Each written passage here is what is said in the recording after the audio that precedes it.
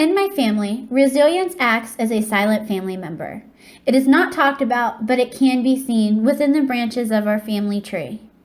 By this, I do not mean that resilience is genetic. It is passed down throughout my family through modeling and close observation. I could tell you about each member of my family and their resilience. My dad, who is a recovered addict, my sister, who struggles with depression, or my husband, who is deployed. But I chose to interview my mom because it is from her that I learned true resilience. I started our interview by asking her, "Do you think you're resilient?" And after a short pause, she said, "I don't really know. I don't think about it."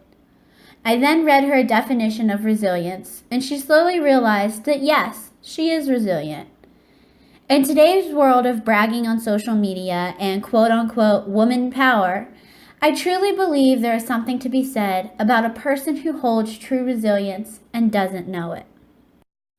I believe my mother shows great resilience because of the events that took place throughout my childhood. When I was in elementary school, my parents separated and then divorced. When I asked my mom to explain a time in which she wished she had showed more resilience, she said that she wished that during this time she had more faith in her marriage and in her relationship. She often wishes that she could go back and redo this, allowing it to not end in divorce. My mom and dad showed my sister and I a great example of resilience by overcoming their problems and getting back together shortly after the divorce. I have noticed that my mom perceives life as something sacred. She has true belief in a higher power, and it is this faith that leads her into resiliency. In life, my mom takes bad situations and she sees the good in them. For example, she just found out that 2 years after her back fusion surgery, she will need another one. When I asked how she is coping with this information, she simply said with tears in her eyes, "I want to be able to hold my grandchildren, and if this surgery allows me to do that, then it is what I will do."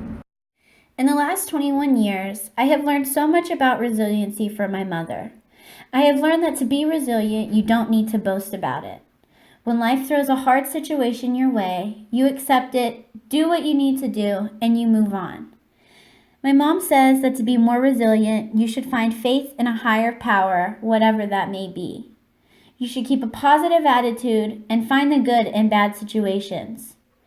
And lastly, don't dwell on the negative and don't let past experiences define you. When I think of a definition of resiliency, my first thought is my mother.